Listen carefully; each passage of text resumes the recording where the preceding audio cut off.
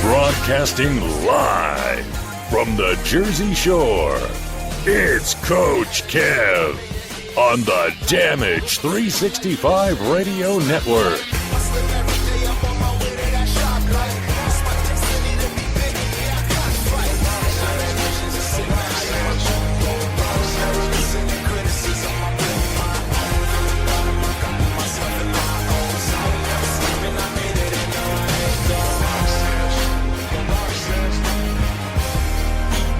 And we're back, ladies and gentlemen, and we want to welcome you back to another episode of the Indie Super Show here on the Damage 365 Radio Network. This is episode number 17, and we have a good show for you today. Coach Kev here, along with JT back in the house. Welcome back. Glad to be here, Coach Kev. Thanks for having me. So we got some interesting things that went on this weekend, including some Warriors of Wrestling this past Saturday in Staten Island, New York. And which featured Damien Sandow, and also in attendance signing autographs was WWE Hall of Famer, one of the original Wild Samoans, Afa, was in the house. And a little later on, we're expected to talk to the first man that stepped toe-to-toe, eye-to-eye with the new beast of the WWE, Braun Strowman, on Monday Night Raw, and that was James Ellsworth. Yes, James Ellsworth. Very excited to hear about that beating. I'm kind of interested in, like, how did he get there? Like, was he from a pool of people that you know, they picked him over other people? Did he know somebody? Did he was it kind of like a tryout? Like, what? Like, how did he wind up in the ring with Braun Strowman, literally getting a life and limb? It's got to be some honor. Yeah, you won, but you lose. Yeah, I mean, just imagine the opportunity. Any of these indie guys that we know, like Joey Janela, anybody. I mean, we've seen a lot of them do the whole Adam Rose gimmick when he was with the WWE. You know, they what was his little train of people that used to follow him behind the him? Rosebuds. The Rosebuds. You know, we saw a bunch of former guests on the show do that, depending on what area they were in, and we got to see the bunny hop in the ring. We got to see some hoes for the hoe train when Godfather came back for that one Royal Rumble, and then when he got inducted into the Hall of Fame. We saw a couple people do that, including, I think Amber O'Neil said she was part of the Who train back in the day. So, speaking about Amber O'Neil, I'm officially debuting my red and white Bullet Club shirt. I took a picture and sent it to her. She loved it. There you go. So keeping it alive. Yeah. Spread the word.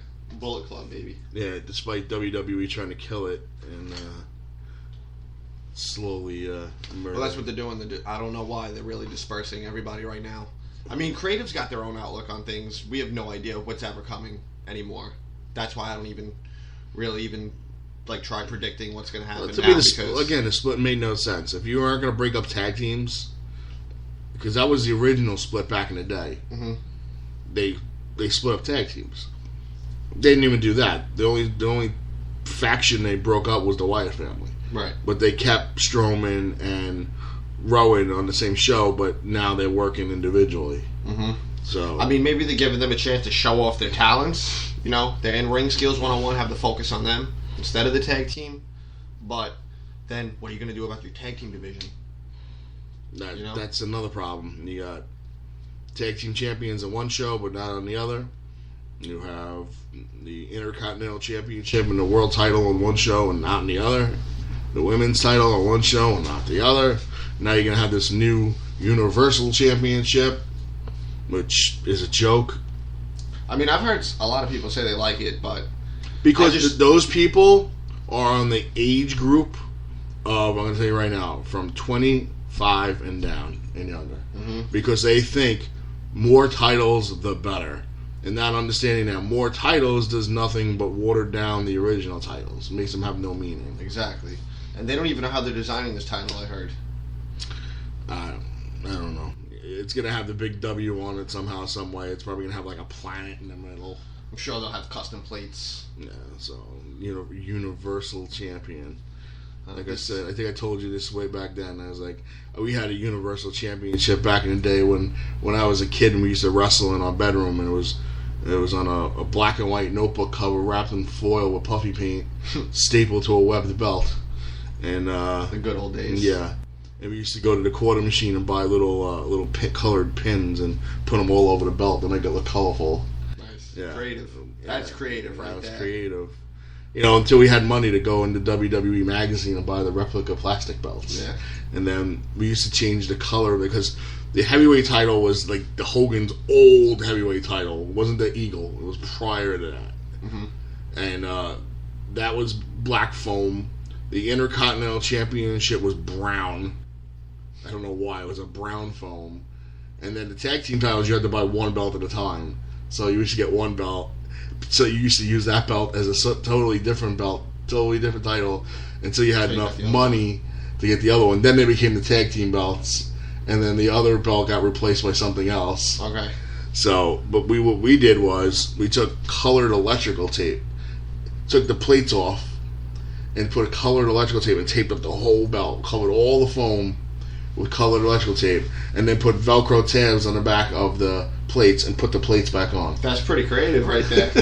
That's pretty creative. You probably felt like it was the real deal. Oh, and they were heavy because of all the tape on it. Mm-hmm. And we put up pins. And when I was with Boy Scouts, every year you were a Boy Scout, you used to get a pin, a star pin with a number on it. So like 1, 2, 3. So we used to put the numbers on the belt to basically say what number champion you were. So if you were the 5th all-time heavyweight champion, you put the 5 on that. Nice. Nice. So we had it all. We had probably used them as weapons too. We had we didn't use, well, yeah, sometimes we used the belts as weapons, but we used to find other things in the house for weapons. Like sure. Pots and pans and rolling pins and brooms. In my room, my bikes were in there. So we used to say that was the barricade from behind the fans were on the other side of that. Okay. So yeah, I had one of those beds that you slide the one bed out from underneath the other one. It got to the point that we beat each other up so bad and body slammed each other so bad all over it that the bottom bed was actually holding up the top bed, so we could never slide the bottom bed out anymore because the legs of the top bed were like outward. So it was breaking everything. Oh, it was great. We used to jump off the desk, jump off chairs. We had our own. Everybody had their own theme music. We'd hit that theme music. We had you were dropping a lot of elbows. Elbows, back breakers. I use a lot more of the stationary power moves and jumping all over the place. Yeah. Because at that time I was already a lot taller than everybody. I didn't want to hit my head on the ceiling jumping off the table. I know how that feels. So I did a lot of the submission moves. I used to do an arm lock and the Lex Luger torture rack, like stuff like that. The figure 4 was my go-to. Yeah, that took too much time. Ask my brother about the figure 4. Oh, I got my brother. The first time I ever wrestled my brother and beat him, which was like the first time I actually said I was like the real champion because him and I used to go, we're 8.5 years apart. Mm-hmm. So we used to go back and forth. He used to beat the hell out of me. And he got me in a figure 4 and I turned it over. Nice. And I got him to tap out. And we didn't have any belts back then. Our championship was a Smurf. Nice. It was a small Smurf, stuffed Smurf, that we also used when we used to play football in the bedroom because it was small. And if my mother came in the room and be like, "You're playing ball now?" No, there'd be a Smurf on the floor. You can't say it's a football. Mm-hmm. Smart thinking. A Smurf, a championship Smurf. Oh yeah. I used to play for the pillows sometimes. Well, pillows were my practice wrestling. When I was supposed to be sleeping. Yeah. and stuff like that. But I had a championship pillow. A pillow? Yeah. Yeah. Whatever you can find, man. If I was smart enough to pick up the lamp, I would.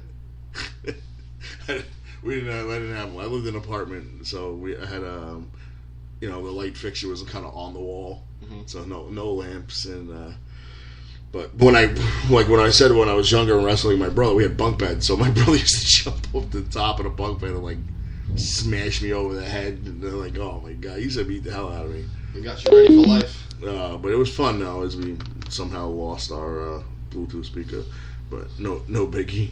It happens live. Yeah, there's nobody on the other end anyway. But all right, let's. We have 2 birthdays, so I guess sit back, relax. We'll be back in a couple of minutes after this break, and we'll cover some Warriors of Wrestling from Staten Island, New York. For anybody in the audience who's got a birthday today, happy birthday to you. And if you're not down with that, we've got 2 words for you.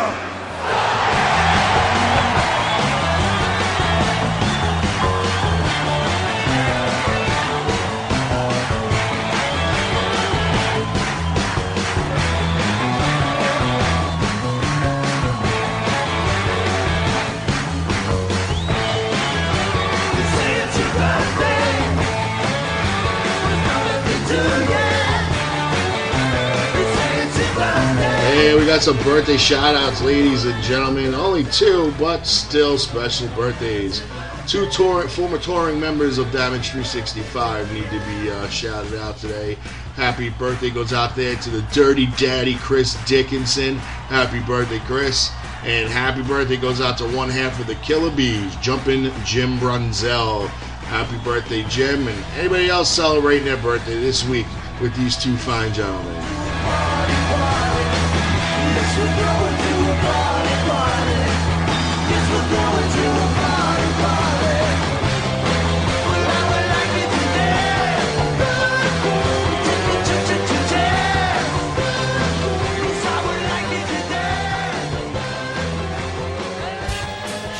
The following announcement has been paid for by the New World Order. Hello, this is the intrepid traveler, Paul London. Good journey, y'all. When you're ready to whip your rock out, do it with Coach Kev at Damage 365 Radio.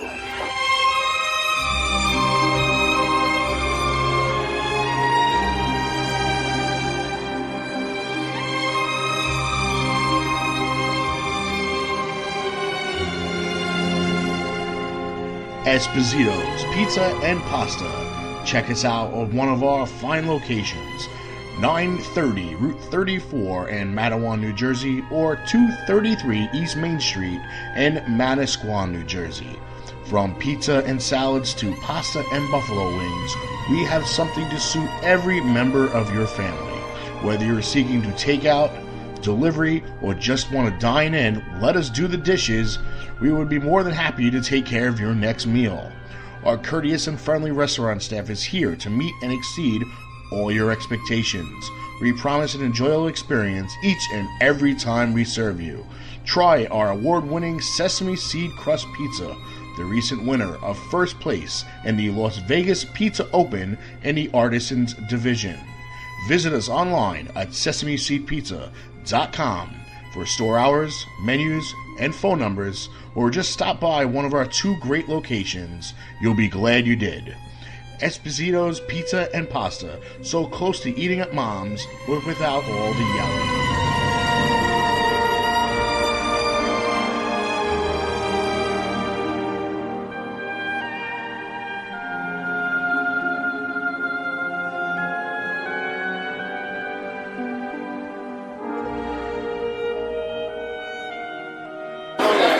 You're listening to Damage 365 Radio, and this is ECW Original, the Angry Amish Warrior Roadkill. Chickens.